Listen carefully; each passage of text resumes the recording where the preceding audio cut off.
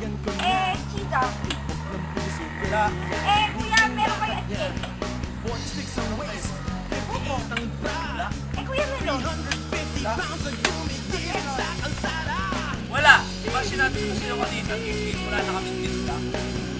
Kuya naman, hindi naman po king pangalan ko eh. Alam ko, pero king na kita tawag sa'yo. Kasi parehas tayo makulit. O gusto mo yung tawag ko sa'yo kaya madaldal. Inanan ni Rogelio ang tindahan at sa loob ng halos 5 taon. Di na siya nagawang palitan pa ng electronics repair shop. Ang mali-maling karatula. Wala naman pakialam ang tao dahil magaling. Hindi siya nakabakante sa trabaho. Maya-maya ang takbo ng mga tao sa kanya para ipagawa ang mga sirang kasangkapan. Katamtaman lang ang katawan ni Rogelio maligmot ay umanggi. Isang taon na lang ang kulang niya sa kolehiyo para makatapos ng ECE nang tumigil sa pag-aaral dahil sa kalagayan ng ama. Noon siya nagsimulang tumanggap ng mga pinapagawang sirang gamit ng kapitbahay para kumita. Noon din nagsimulang mamasuang labandera sa iba si Aling Asmin. Mapagbiro ang mundo at maaga tong nalaman ng binata. Well, ano naman po tayo dito? Aliw City! Nakasali ano po tayo na to? Iyan ka nalinis tayo nakalpa ang kapitbahay ko. Masinap sa garbage segregation si Aling Freshie.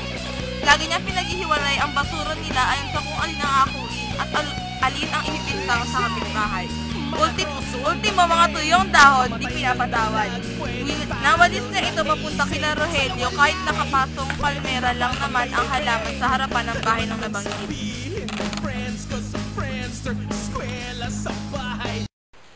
Rogelio, basta tatay mo na sinatang ka ng Kyoto Electronics. Hindi pa eh. Wala pa naman kasi akong placement fee. Japan, hindi mo na ba kami matagalan na maalagaan? May gamot pa pa dyan? Gusto mo bumisita sa doktor? Hindi na. Sabi ng doktor, uminom mo lang lagi ng gamot. Asmin! Basta uminom mo lang lagi ng gamot. Asmin! Gagaling! Asmin! Hindi na babalik ang dati. Wala nang gamot na makapagbalik ng dati. Umangos na dumating si Bokbok sa tindahan nila Rogelio. Doon ay nakita niya ang kanyang kaibigan na nag-uuningting ng kung anong sirang gamit. May Superman 4 na Kayla Jets video. Malinaw? Ewan, kaya nga hiram eh. Magkano ba ang renta sa kanila? Ganun pa rin ata.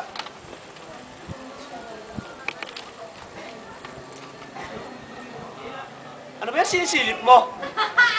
Brown out, walang kuryente. O ano? Pero paano mo mapapaliwanag yung ilaw sa ulunan mo? Ano ba tunay mong pangalan? Saan ka galing? Ano edad mo? Nahulog ka ba sa balon ng kemikal? Ano? Tinamaan ka ba ng gamma rays? Nakagat ng radioactive na potakte? Nakakain na expired na monay? Ano? Sumagot ka! Ano ka ba naman? Tigilan mo nga ako. Eh, ikaw naman kasi, ilang araw na kita tinatanong ayaw mo sumagot. Si Bokbok, kaibigan ni Rogelio, naging kapamilya na ang turing ng mga mangmikmot kay Bokbok. Simula nang maulila ito at makitira na lang sa mga tiyahin sa dulo ng kalye. Nagsimula sa pabili-bili ng mga chichirya hanggang sa pagtambay sa tindahan. Naging kalaro at kababata ni Rogelio ang ulilang laki sa hirap. At dahil nauutusan din naman at kahit papaano ay mabait na bata, nasanay na rin sila Aling Asmin sa kambal ng anak nila. Kaya mo ang pailawin yung buong fiesta carnival eh. Si Raulo ka talaga. Huwag mong sasabihin niya kahit kanino ha. Baka naman gusto mong gumising na nasa loob ng sementadong drum. Una, di ko na sabihin sa iba yung tumahin ka sa gilid ng cultural center. Hindi ko alam eh. Ano, hindi pa karaniwang tao yung lakas ko. Yung mga bagay na bubugot ko, parang hindi nila kaya.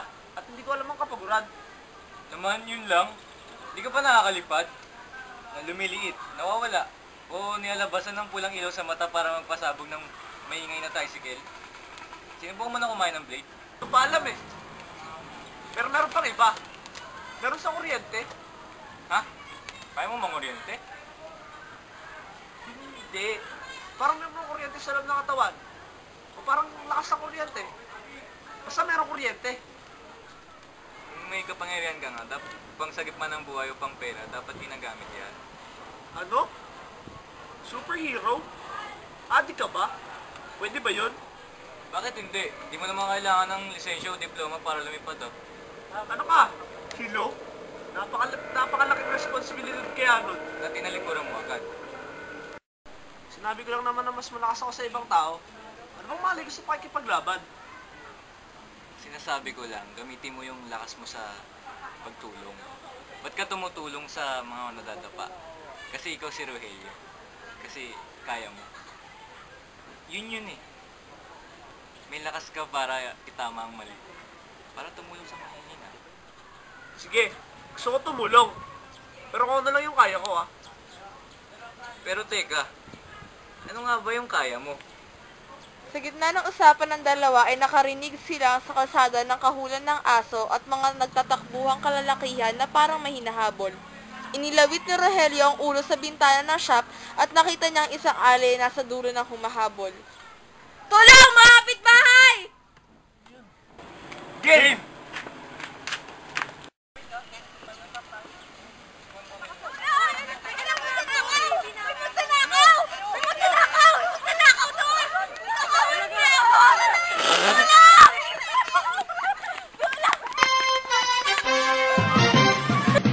Mukhang shooting ng isang pelikula ang inabutan namin eksena kanina sa bayan ng Pelaez. Dahil sa nagkalat ng mga tao sa daan. Nasundan namin ang itinuturong direksyon ng mga nakasaksi. Bumangad sa amin ang isang lalaki nagsampay sa krus ng isang mataas na simbahan. Dahil kapos ang hagdanan gamit ng mga lokal ng bumbero, higit kalahating oras pa ang inabot bago na ibaba ang taong nakabiti. Nang amin itong kapanayami, sinabi niyang isang ninja ang nagdala sa kanya doon. Inisang lundagan lang daw ng ninja ang tuktok sa Santo Domingo. Nang tanungin kung bakit may gumawa ng ganito sa kanya, sabi niya, nagnakaw lamang daw siya ng isang pirasong pakuan. At yan po ang magbabagong balita dito sa bayan ng Pilas. Uy, mga Mari! Uy! Mari, saan ng lollipop? Uy! Uy, anak na ako next month. Wow! Mag-inom kayo! Pakain ka! Pakain ka! Uy, lollipop! Ninong ha! Ninong ha! Ako yung asawa ko kasi kung saan nagpupunta. Talaga naman. Mga lalaki talaga. Kung hindi na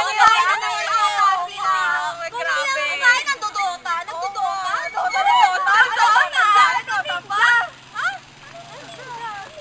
Ninja, yung para sa Japan, Ano? nakatakip yung muka. Oh, tapos? So what? Talaga akong nag-expose. The point. Di ba kayo yung balita kahapon? Ano yun? Yung may nawawala rin lalaki? Nawawala sa sarili!